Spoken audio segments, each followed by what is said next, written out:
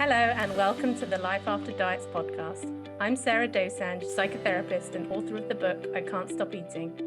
And I'm Stephanie Michelle, binge recovery health coach. If you feel out of control around food, we get it because we've been there. Thank you for joining our conversations about how to make peace with food and feel more comfortable in our bodies. Now on to this week's episode. So Steph, how many pages of notes have you got on today's episode subject? Since we decided on the topic 3 minutes ago, none. But I have a lifetime of notes. I like it. I like it. For those listening on the podcast, we are streaming this episode live into our Facebook community group. If you want to join our Facebook group and our recovery community, the details are in the show notes below. And also, if you are interested in coming and meeting us live in London, we will be together on, I'll say if like you, the 28th January in London. And tickets, as of now, there's some tickets still available. Try it. Go on the waiting list for the next one. Yeah. There'll be another one. Where will our next one be, Steph? What if we went to Greece? I want to go to Santorini. Okay, Or the lakes in Italy. I don't know, where were you thinking? I was thinking of somewhere in the US. Oh, I was still thinking we were on day events. You're into your week-long retreat idea thing. Okay. I guess New York would make the most sense. What were you thinking? I don't know. That's why I was asking you. It's such a big place. Texas? I don't know. Listeners, let us know. Where are you in the US? Where could you get to? Yeah. Do you think we are consciously or unconsciously dragging out this intro because we haven't prepared any content for today? No, let's get to it. It's not a topic that scares me. No, me neither. So the topic for today's podcast is, do urges to binge or compulsive urges around food ever completely go away when you're on this healing journey? Yes or no, Steph? And then we can wrap this up. I think it's going to be different for everybody, but I'll tell you my experience. As long as I do not get over hungry, I do not have urges to binge. The only thing that I have happen is if I go too long without eating involuntarily, or just because it's a practical thing, it's not intentional. This feeling might overcome me of, I want to eat all the things. Like I feel that bottomlessness, and I know that I could eat potentially a bingy amount of food, or it would feel bingy. It would feel very compulsive. What happens though, that differs from a binge, the way that used to feel, is that I start eating, and I think I do eat more. I eat more than I normally would if I'm over hungry. But I hit rock bottom like way sooner. And once I feel that, like there's almost like something that I think is a connection, that brain gut connection, and it's like, oh, we're good, we're safe again. And that disengages that compulsive behavior, whereas that used to not happen. So before, I would hit a certain point of fullness and it didn't matter, and I would just keep going. I think that that's both physiological and psychological. So I think that because of the work I've done and where I'm at now, my physiology is much more readily able to turn off that compulsiveness, and my psychology isn't pathologizing it anymore. Whereas before it would have been like, I'm eating too much, and then I keep carrying it on. Whereas now it's like, oh, okay, wait, now I feel comfortable again. We can stop now. But that initial sense of, I could just eat a lot of food right now does come up. I'm just not afraid of that, because I'm like, yeah, that's because you're very hungry. I know what you are.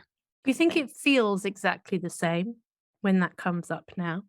Physically, maybe, but not psychologically. Because there isn't the I think there's this idea of when you see the man behind the curtain. To me, like that was part of the binge experience. So to me, before, it was a panic and dread and excitement both, and that was its own thing. And now that, because I'm like, I know what is happening here, that's all gone. It's not as magical. To me, it's very scientific almost. It's kind of like, yeah, that's what happens when you get over hungry.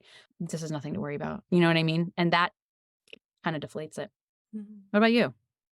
You saying that is making me think about Sunday just gone, actually. And I met some friends for breakfast. We were going out for brunch. So that meant I was eating breakfast a lot later than usual. And brunch is, by its very name, breakfast and lunch combined. So it's a bigger meal, but earlier. And we went to Dishoom, who I have no idea. Do you have dishoom in the US? No, not that I'm aware of. So it's an Indian cuisine, Mm, but I don't understand. People get so hyped up about it. They will queue for hours to get into this place. It's really hard to get a table. Breakfast is a little bit easier, but I'm not their biggest fan because they don't offer menus without calories on. I did ask, but they do not. mm, Anyway, had breakfast there. So I wasn't hungry for lunchtime because I was eating breakfast about 10:30. And then I was hungry about 4 o'clock. So I had my dinner at 4 o'clock. And my dinner was really filling. But afterwards, I had that, and it's when you described it as that bottomless feeling, I think that's what it felt like. I even got up and went into the kitchen, and I was kind of in and out of the cupboards a bit, thinking like, I feel like I want something, but I'm so full. And I didn't twig perhaps as soon as I could have done. I thought in that moment there was something potentially emotionally going on for me. It wasn't mm, until I was checking in that I thought, "Oh, hang on a second. I've had 2 meals today. They've been substantial, but everything's felt a little bit dysregulated." And it was quite stressful. I was kind of pacing a bit, and I was, yeah, I had to hold on to and manage that agitated feeling, and I just let it be. Felt a mm. bit annoyed, felt a bit low about myself as a person. I don't know why that's kind of attached to that. It's this weird Yeah, kind of, and I think that's why sometimes people get confused, or I certainly have got confused between what's emotional and what's potentially yeah, physically triggered. And then I just made sure the next day I consciously ate some more and it was yeah. okay. Life went on. That said, so this is another experience that I've had recently, which has got me thinking about, it's one of the reasons why I suggested this as a topic. I had a friend staying with me for a couple of months. And she's one of those people, Steph, there's so few of them. She has a really healthy relationship with food. It's just so free and easy for her. She enjoys it and she loves cooking and new recipes and she loves cake. I said to her once, I said, "Do you have any guilt around your eating ever?" And she said, "No." She goes, "Oh, well, the only thing that I feel guilty about is if I have to throw food away." It's like, Mhm. could you imagine that? Like just never Does having she felt guilty. curiosity, does she live in a small body? Yes.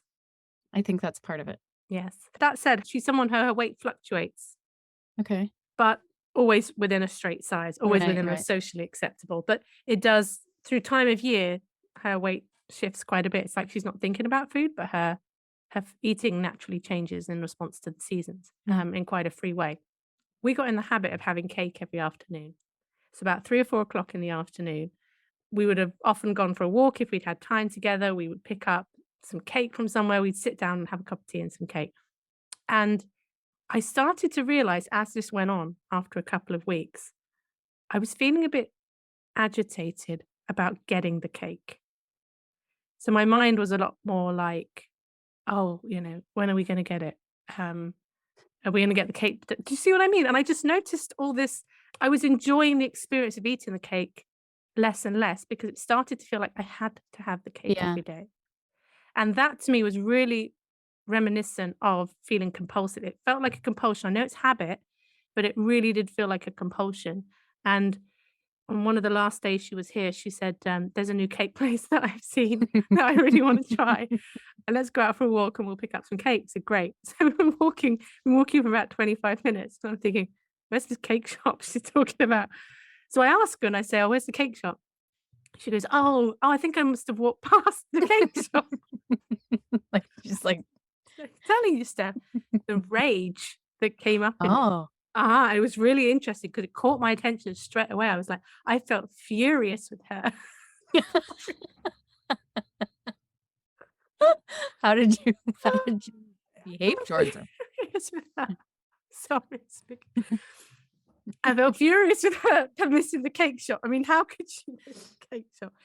Anyway, so I didn't say anything for a bit. Oh, She was talking about something else and whatever. And maybe about 20 minutes later, I said to her, "I need to get out of this habit of having cake every afternoon."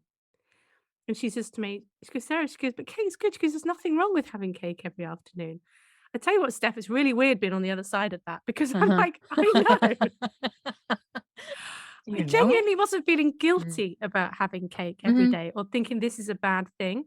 I was noticing it was feeling like something I had to have, something that Yeah. was stressing me out, something I wasn't enjoying, something that it felt impossible not to do or difficult not to do.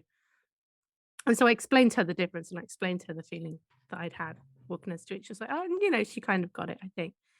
So I did. I had to just start mixing it up a bit and making sure that I missed a few days. And then I went on holiday for a week. So that Mhm. really helped because it just broke up. It interrupted the pattern. Yeah. And I came back and I was kind of okay. But that desire for cake, Steph, was so strong. Strong to the point it was stressful. Yeah, I hear it. Mm. Why would that be? So before we got on this episode, you said you were eating lunch when I signed on, and you were having that oat bake, and you said that sometimes you were having that for a period of time. What's the difference between a habit of having oat bake for breakfast every morning and having cake in the afternoon? Like, why is one a compulsion and one isn't? Or why does one feel like a compulsion and one doesn't? It wouldn't feel weird if I didn't have it for breakfast. I wouldn't feel like I was missing something really important. And I think that was it. There was something around if I stopped having the cake in the afternoon, it felt like losing something really important. But why? Why would it be there for the cake and not for the oat bake? Because I think, okay, for me, take an apple, take a piece of cake, right? Morally neutral. My desire for those two foods is not going to be the same, even Yeah. taking the morality out of it.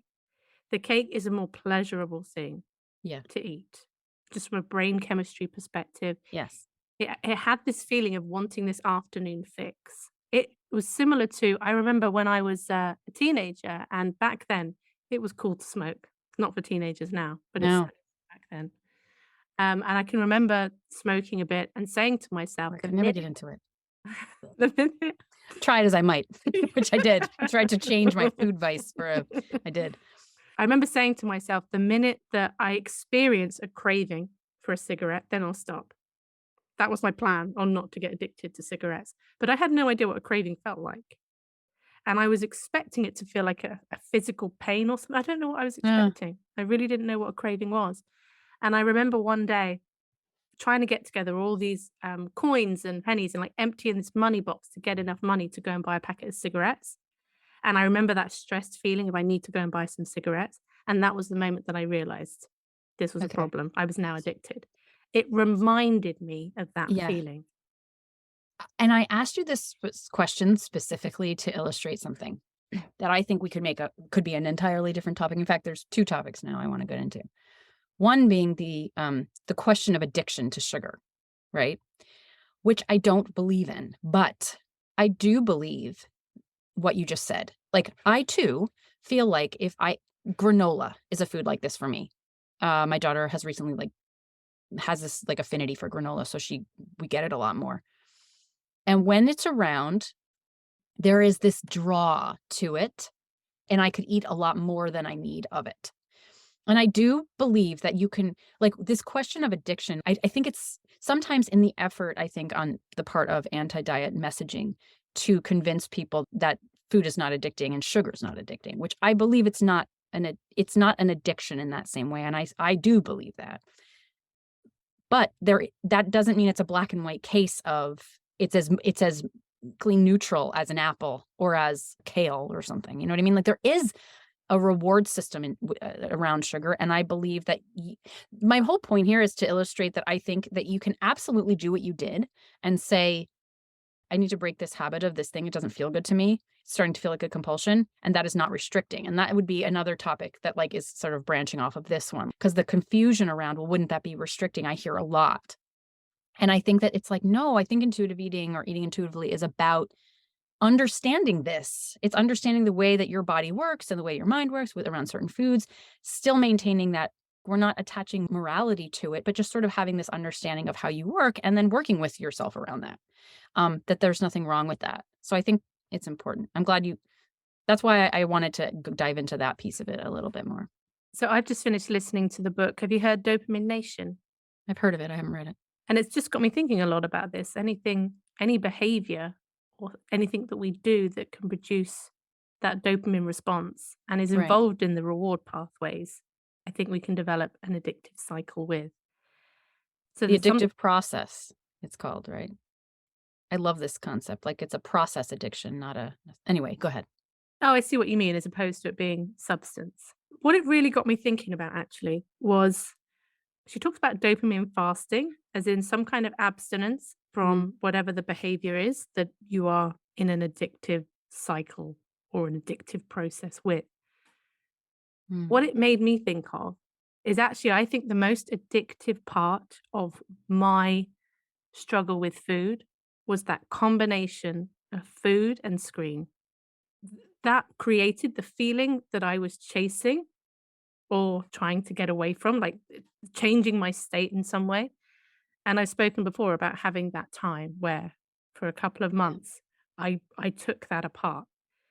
And even now I am so conscious about it not being a habitual thing, eating in front of a screen, eating while distracted with something else. So when I was listening to this book, I thought that to me, I think watching television and binging, the combination of those two things, for all intents and purposes, could fit that criteria of addiction. I agree with you. I think it's really problematic, especially because we know that binge eating is triggered by restriction, to look at abstinence as cutting certain foods out. Someone wants to do that and that works, great. But we see so many people for whom it makes it a million times worse. right. That's what makes this so complicated and such a Yeah. harder subject to talk about because people become very defensive about the idea of addiction being true or not being true when it comes to food. But yeah, and then it also brings up for me, I still can have that dopamine hit and not fall into a binge cycle. So that's where it's curious to me. Like I still feel that susceptibility, and when we're talking about do you always have binge urges? I don't feel them like that. No, but I understand the dopamine that can be part of that cycle that food can become a part of. And I can still move into that to a degree, but I can come out of it. I have control over coming out of it.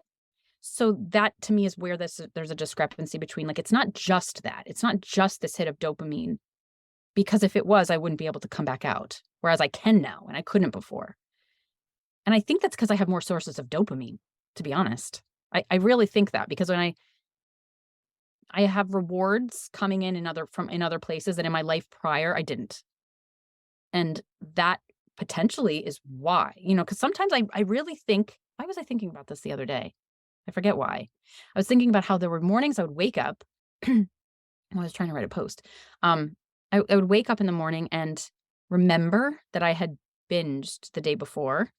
And I would, oh, that's a special kind of hell, right? Like where I don't want to do this day. I don't want to get out of bed and that depression and all of that. And basically food was the only thing in my life that would give me an escape from that feeling. There was really not a lot else. And even if there was potential for other things, I wouldn't have let that in. Like I wasn't open to it. So that became the only thing. And I think that the difference, if I were in that exact same situation today, if I binged tonight and woke up in the morning, I think that it would just be a different experience that I wouldn't necessarily have to binge again the next day and keep that cycle going because there's dopamine coming from other places now, which is this whole thing of like joy reservoirs we talked about way back when. So I think the question itself of do you always feel or will urges ever completely go away is partly tied to the degree to which we have other sources of dopamine and also self-compassion and all of the other things that we talk about all the time. Those are factors in this question. I'm never going to say it's as simple as, oh, this whole thing is all about dopamine. It's interesting me when I hear you say, oh, I can go into it and I can go out of it and you'll get swept up in that cycle again. From what I understand about dopamine is dopamine also works in anticipation. So when we're anticipating something, the brain releases some dopamine. This is why I think my patterns and my habits are so important because when I was getting to that place where I was expecting cake every day, that had become the habit. It was like my brain would fix on that, and it was problematic for me. And in order to be able to break it, it's almost like I don't wanna get into a cycle of anything. I almost have to keep it guessing with things like that. Because the other thing I was realizing as well was I was not getting the same pleasure from having the cake every day. That was a big part of it. Do you know, if I was having the cake every day and it just felt good and Oh, I yeah. was enjoying it and that level of enjoyment stayed the same, but it's almost like it decreased. The more compulsive it felt, the less pleasure I was able to feel from having a piece of cake. That's a big I think that's a big point about it. That's an important point about it rather. I there was a question back here and I just wanted to make sure we went back to it. And it was from where, and she said, "Do you think eating outside of your regular meal times also gave you that bottomless feeling?"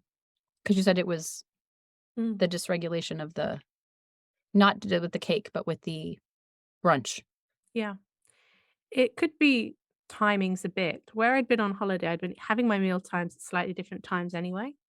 I think it was only having 2 meals, even though they were substantial meals, that was a big part of it. And that overall, in putting it all together, it wasn't as much food as I wanted or needed for the day. Yeah. That's probably a big part of it. But that bottomless feeling, I think people are hoping will just go away with the end of restriction. But life happens and there are always gonna be days like that Sunday, or just sometimes when things are outside of your control, when that feeling is gonna come. And someone said to me recently, and I think I've heard a few people say it actually, and they said, "I want to stop binge eating, Mhm. because actually I want to keep binge eating, but I want to not want to binge eat." Now I'm gonna rephrase that, say that again. They said, "I want to not want to binge eat." Basically, I want the urges to go away, and that's what I think people are hoping are gonna happen, is if they listen to all the advice out there, they listen to us, they listen to other people talking about this, and they follow it, they won't have to experience that bottomless feeling, and urges to binge will go. But that is what happened to me. But you still get it sometimes, because If I'm sometimes it hungry, yeah, which is gonna happen, is what I mean. over hungry. Yes, but to me, this is something I can control. Like, I mean, not that it happens, like, yes, life happens, and so I can't, but there's a fix. There's a point A to point B on that. I don't feel a victim to that. It's kind of like, yeah, when I get over hungry, that makes sense. And then there's also like when I fill, then there's more of a trigger that says like, okay, we've had enough. I don't feel like I'm battling binge urges. I just think when I get over hungry, I get extra hungry. I was going to also ask you, what about the emotional side of this? Do you ever feel a binge urge come up that doesn't have to do with being over hungry? That has more to do with emotional, like something that would have come from an emotional binge. Yes, and the way I can tell that is when the urge to distract is really strong. It'll be on a day where I am, and again, I wouldn't call it a binge urge. It's not a binge urge in that Yeah. binge urge way that we know and love. Um, but those moments where I realize I've been picking my phone up a lot that day. I haven't had a moment. It's like I've been trying to avoid my own thoughts. And in those moments, there's an itchiness, a sense of discomfort, just not being quite at ease. It's easier when there's a big feeling about something going on, because I've got something to direct this itchy feeling at. And when I haven't, it can be in those moments that I will have a craving, and I would think of that more like a craving than an urge. I might have a craving for particular food. And then if I am, thinking it through in my head and just wondering about it, and I say to myself, okay, you can have it, but just sit and be present and really enjoy it. Part of me goes, no, I don't want to do that. Yeah. That's when I know it's something else. What do you And in do? well, in those moments, that's when I've got to figure out what's going on. Yeah. So when I'm ready, when I'm good and ready, I will sit down and I will just close my eyes and be with whatever that is. And sometimes it will make sense and a story will emerge about what's going on and why. And sometimes it's just a sense of agitation. Yeah. And I just have to be willing to feel it. And when I'm willing to feel it, it passes. And then I'm always so glad that I felt it. So glad. And sometimes I'll try and ignore it for like 2 or 3 days. I'll just be working. I'll be working more. I'll be doing something else more. I'll be watching a bit more TV. I haven't had one of these cycles for a while, probably a few months, but I've certainly had them in the last year. You have such a nice relationship with your emotional processing. You're like the ideal. I'm like, I don't do any of that for lack of, I feel, time and space. I No, feel that like the ability to sit down and process an emotion does not doesn't, I don't know where I'd do that. Like it feels really hard. But I also don't feel like I emotionally uh, I don't mean to say I don't emotionally eat, but emotional binging/eating to me is not my issue. Um or it wouldn't it I don't think it I think that my relationship with my emotions is pretty clear and I'm pretty in touch with them and I'm not afraid of them. And so when I do emotionally eat, I do so very purposefully and intentionally, and it serves a purpose and then it's finished. What I have an issue with, my itchiness, is not about emotions, it's about my nervous system. I think that I have a propensity of nervous system eating that is more, it's not about an emotion. It's about like the activation level inside and my ability to slow it down. And when I don't have the ability to slow it down, like when I still have to show up and parent and make things and clean things and I can't stop, that's when that itchiness comes for me. And it's less about figuring out what is going on because I'm very clear about what is going on. I can feel it. But it's about I need to give myself the space to slow down. That's what's gonna for me, what you do with processing an emotion is what I would my equivalent would be slowing down my nervous system. And that's where I have influence. And that's where that itchiness to eat is going to show up a little more. It doesn't turn into a binge, but I can eat what someone else might call eating emotionally. I eat nervous systemly. Like that will happen. What it makes me think of is it sounds like your emotions make themselves known to you. Mhm. Like they shout loud and clear, and it's actually quietening them down. Whereas I think mine are much quieter and they come out in other kinds of subtle ways. So I almost have to go and find them Yeah. and find that feeling and like, come Come on, on, come on. come on, actually come. Come here, kitty. Yeah. Anyway, we've had a question from somebody watching live. They said it's not binge related, but with the assumption that healing doesn't happen in a straight line, what are your thoughts on restriction as a default coping mechanism during highly stressful times? I've done so much healing and much more aware of the subtleties in my experiences, but I seem to find myself back to not eating when highly stressed and having a super hard time to lead into mechanical eating. I am just surprised that after all this time that I revert here still. It's like the opposite of the topic, but completely relevant. Like, does restriction urges ever go away? Mhm. Which are yeah, they're two sides of the same coin. Being and maybe I'm more suited to answer as I was a restrictor. Um, hmm, absolutely can resonate with in times of high stress. It's basically the need to control, right? So it's like I'm either going to go in one of two directions. I'm either going to go out of control, right? Like that was the urge. Or I'm going to tighten things up and make things so streamlined that there's no confusion and everything is accounted for and that makes me feel better. And I still experience that that urge to do that. I just find that I'm doing it with other things and I think this is because I do this for a living. So I am so constantly aware of what that will do to me. Um that I don't go there. I think I intellectually have this barrier against that. Like I have a boundary that's really firm around, I'm not going to restrict. I know where that goes for me.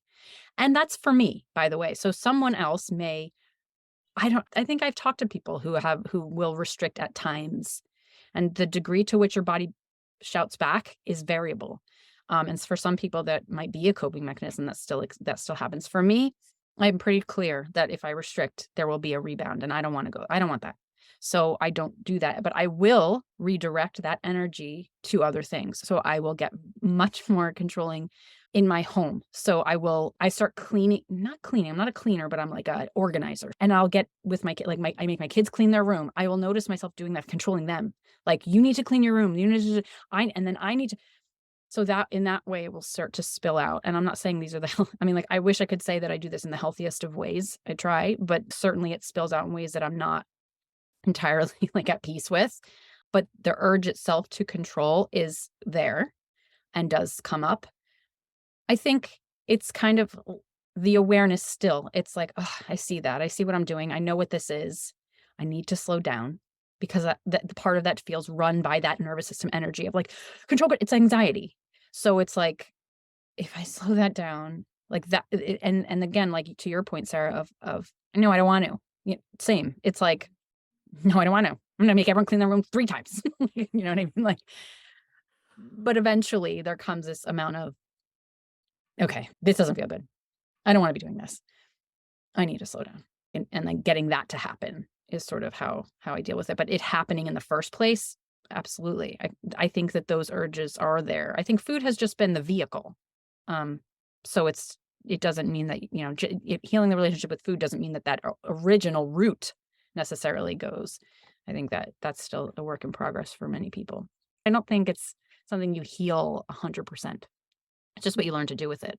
So the way it shows up for you, it's not so much a case of a stressful situation comes and you just lose your appetite. It's more No. a case of trying to control to calm things down. Mhm. Yeah. Only in extremely acute stress will I lose my appetite. So it's like happens once every 5 years, if that. It's gotta be a real threat. Yeah. Mm. And this is the moment in the podcast where we typically would just, like, start laughing because we have nothing else to say. And then one of us would say, "Are we done yet? How long has it been?" It's Yeah. usually me going, "No, come on, Steph, we need to do it a bit longer." And Steph's going, "No, no, I think we can make the episode shorter." Every time. I'm convinced you guys would be happy with 30-minute episodes. I'm like, "No, they should be closer to 40. In fact, let us know."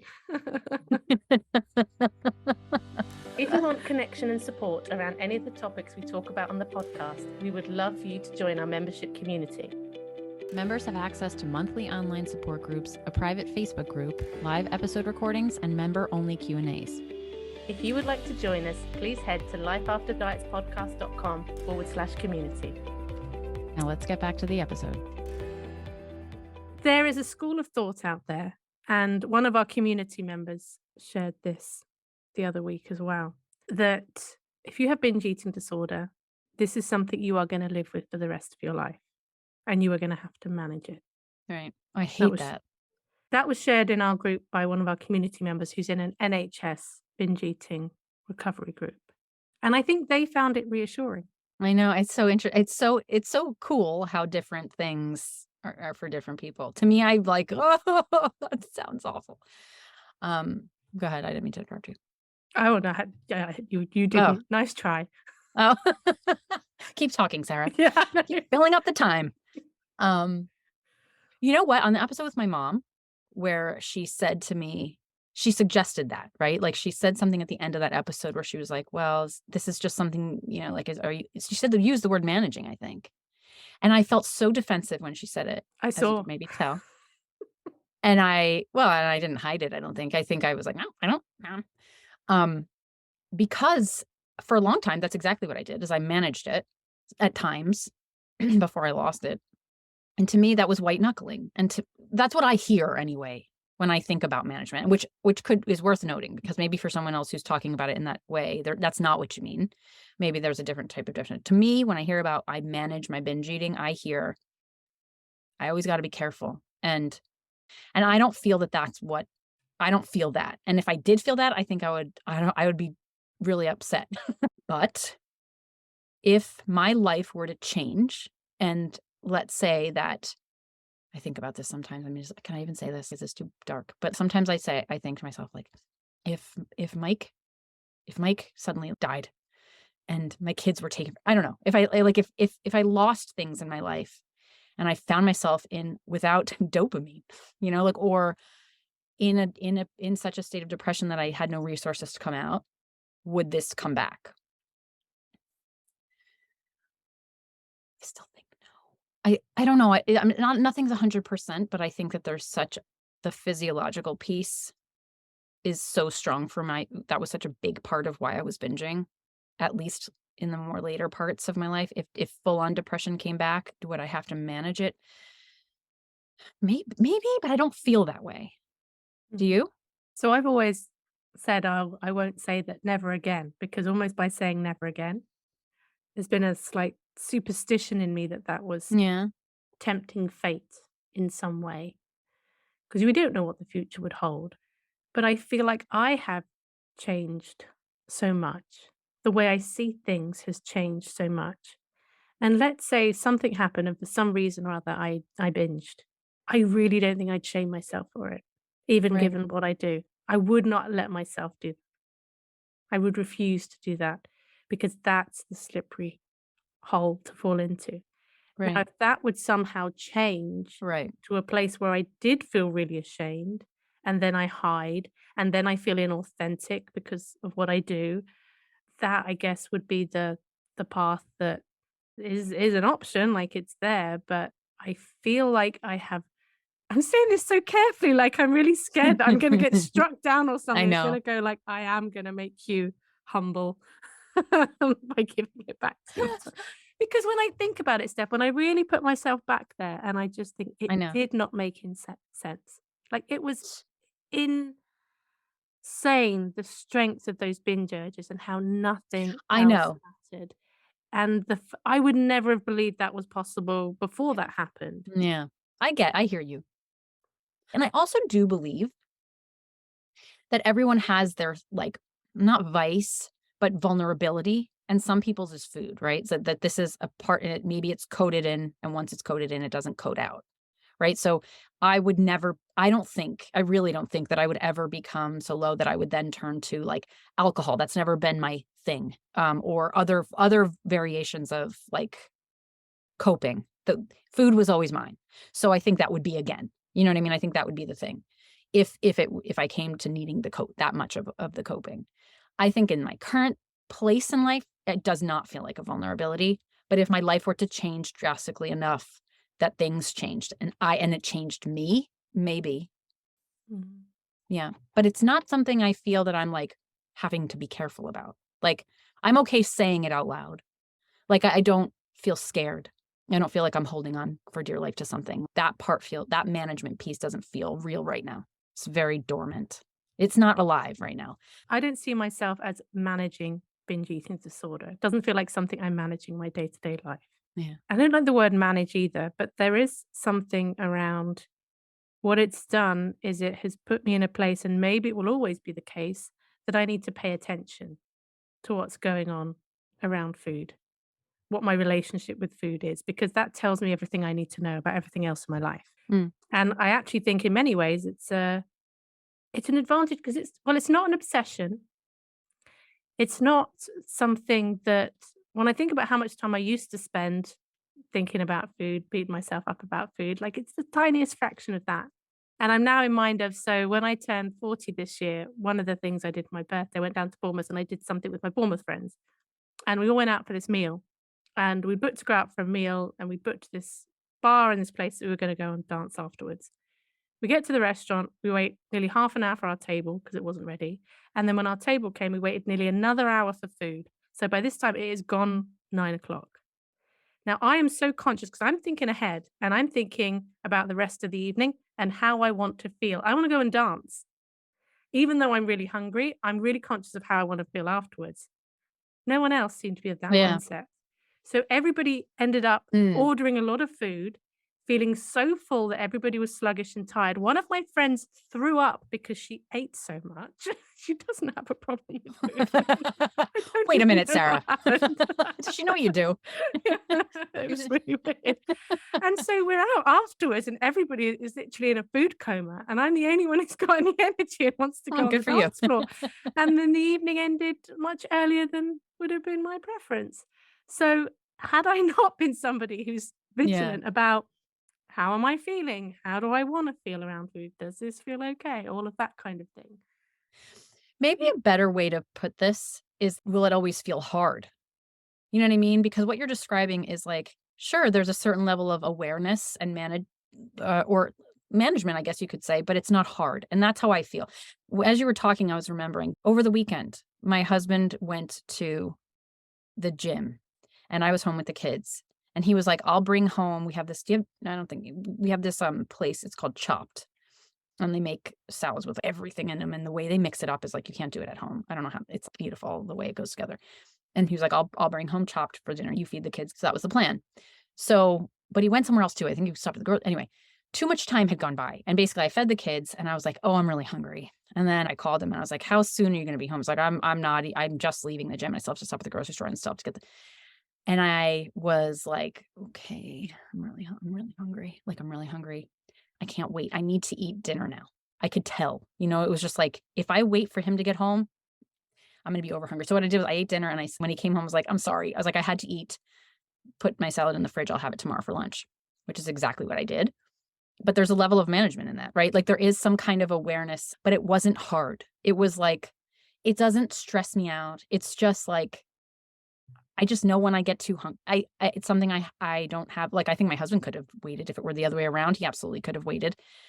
Some days I can wait and some days I can't, but it's okay. It's not, to me, there was no problem with this. And if I really wanted to wait, I probably could have, but it didn't matter that much to me. And I was like, I just want to put the kids to bed and go to bed. Like, it's fine. We're just going to all eat separately tonight.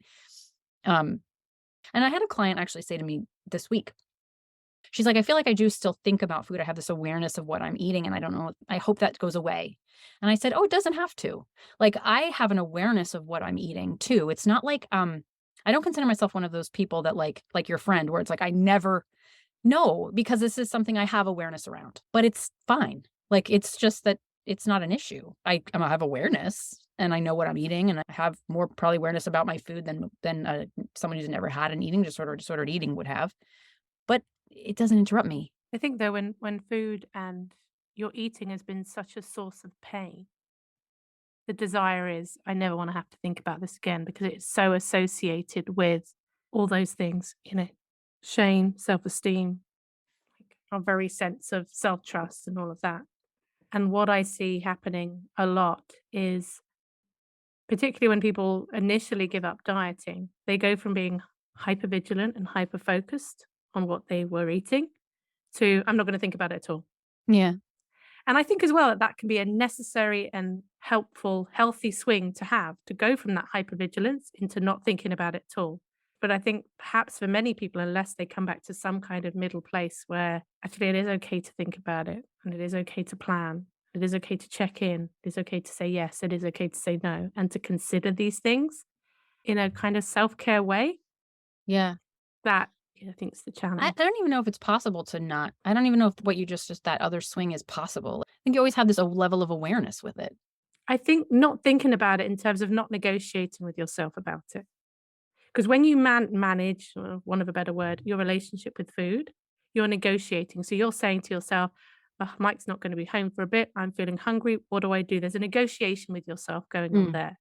I think what happens is people stop any of that for a bit because they don't know how to negotiate with themselves from a place of self care. They only know how to negotiate with themselves from a punishing place. Yeah.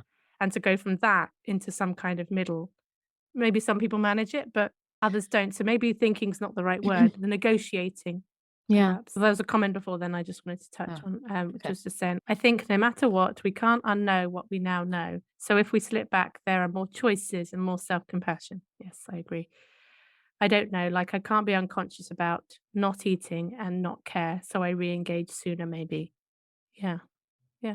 Yeah. And then for Melissa, hi ladies, do you feel that binge urges transmute into other urges? That as a person no longer struggles with the urge to binge, then urges continue to show up as other kinds of urges? Or was this a stage you went through and then after some time you came to no longer feel driven by urges in general? How to spot and untangle from urges in general? That's a great question. Yeah. For me, yes, that's how it shows up in distraction. Mm. It shows up in an urge to not be left alone in my own mind, to consume. It's an urge to consume sometimes that comes up in Yeah. other ways, whether it's consuming Yes. information, content, Yes. whatever Yes. that might Yes. be. Yes. And I know when it's that sort of urge feeling as opposed to just enjoying some content or enjoying doing something, because it for me, it's accompanied by this sense of trying to chase something or get away from something. It feels very different. So I could pick up my phone to have a look on YouTube or social media in a way that just feels very free and natural, like a free choice. And I can do it in a way that feels kind of compulsive and less like a choice and more like I'm trying to, the only way I can think, it's really hard to find words. Almost like I just want to get out of my own head. I don't want to be present with the monotony of this moment or with myself in this moment or some other indiscernible thing. Yeah. I agree. I think mine got translated a lot into work. So it went to a positive place. It went to a place that was more rewarding and fulfilling, but I still notice that there are times where I'm in flow and I'm like, this is fantastic. And there's times where I'm like, I am just seeking work. Like I'm seeking more jobs to do and it's escapism, or something. And I know that and I can feel that. And that to me is where, I don't think that there is this place you get to where you've resolved this. I think this is a human thing, right? Like we are humans and we seek and we need to, and I expect this to be around for the rest of my life to some degree. I think it's just about the intensity of it and the awareness of it and where it's getting channeled. And I have been treating this largely through that nervous system stuff. So I will recognize when I'm seeky, there's something going on in my system that I'm like, oh, there's something in there that needs to slow down, or find safety. Because to me, that seekiness is something a little primal, or a little threatened, little something. That's how it shows for me. So I have to. It's like calming that down. Have I ever said this? I feel like I've said this before on the podcast, but I can't remember in what context I would have said it. That when me and my brother were kids, if we fought with each other, instead of separating us, my mum would make us spend time together. I So love it. if we'd been like, I don't know, really playing up or something, and I'd had plans with a friend the next day, I'd have to cancel my plans and me and my brother would have to spend the whole day together. Or just in a moment, we'd be shut in a room together. Yeah. It came into my mind because I'm thinking about when I notice I'm in that seeking place and when it feels really strong and it's just not feeling good. What I do is I kind of force myself to spend time with myself. I was going to say your brother. And that might look like, okay, I'm going to go for a half-hour walk without my headphones in. And sometimes I feel so resistant to that. Yeah. That's the time when I know it would be even more helpful to do it. It's like that. If you only have an hour to meditate, what is it? That thing. Oh, you should meditate for an hour every day unless you don't have the time, and then you should meditate for 2. I think we are actually at time. I think we are. Okay. Well, thanks, Imogen.